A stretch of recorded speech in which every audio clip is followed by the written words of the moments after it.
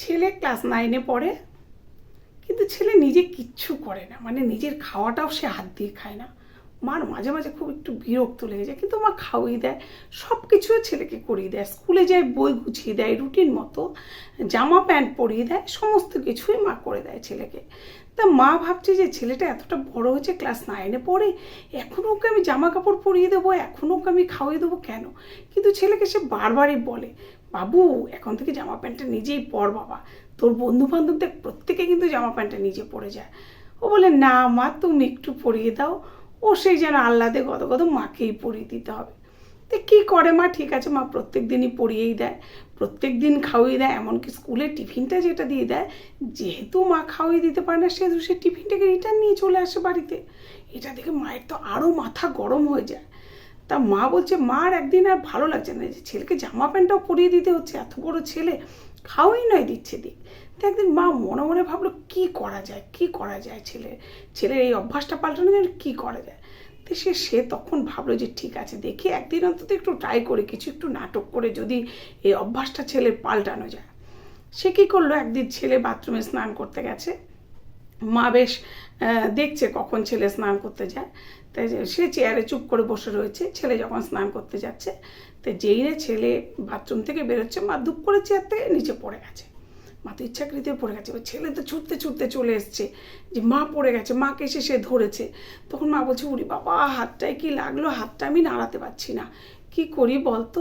তো বলছে ঠিক আছে মা তুমি বসো, আমি একটু ডলে দিতে। ছেলে অনেকক্ষণ ডলে দিয়েছে মায়ের হাতটা।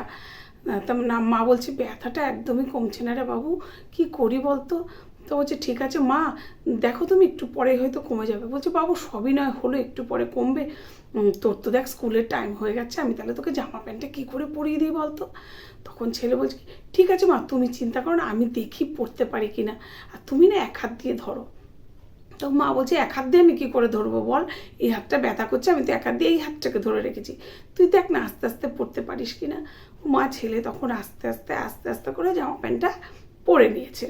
তো মা বলছে এই তো তুই জামা প্যান্টটা পরতে পেরেছিস, ঠিক আছে, আমার হাতটা ব্যথা বলতো তোকে আমি পরিয়েই দিতাম বল বাবু। তো যাই হোক ছেলে সেদিন নিজেই খেয়ে জামা প্যান্ট পরে স্কুলে গেছে।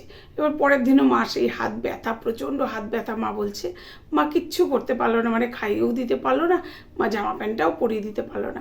তা ছেলে পরের দিনও কিন্তু সেই জামা প্যান্টটা পরেই স্কুলে গেছে, কিন্তু মা সেই হাত ব্যথা নিয়েই রয়েছে, কিছুতেই মার হাতটা ঠিক করছে না।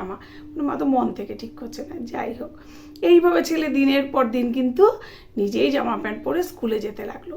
তা এরপরে কি হলো, ছেলে কিন্তু এটা অভ্যাসে দাঁড়িয়ে গেল নিজে জামা প্যান্টটা নিজে পরা। তখন মা হাতটা ঠিক হয়ে গেছে, বললো আয় বাবু তাহলে তোকে জামা প্যান্টটা আমি পরিয়ে দিই। বলছে না মা, তোমার তো হাত ঠিক হয়ে গেছে, এখন আমি জামা প্যান্ট পরতেও শিখে গেছি, আমাকে আর জামা প্যান্ট পরা শেখাতে তোমার হবে না, এখন তুমি এই সময়টা একটু রেস্ট নাও, আমি নিজেরটা নিজেই করতে পারি। তা মা কিন্তু এইভাবেই ছেলেকে দিয়ে সমস্ত কিছু, মানে ছেলের নিজের কাজটা নিজেকে করতে শিখিয়ে দিল। এটাই কিন্তু মা, আর একজন মাই পারে সব কিছু করতে।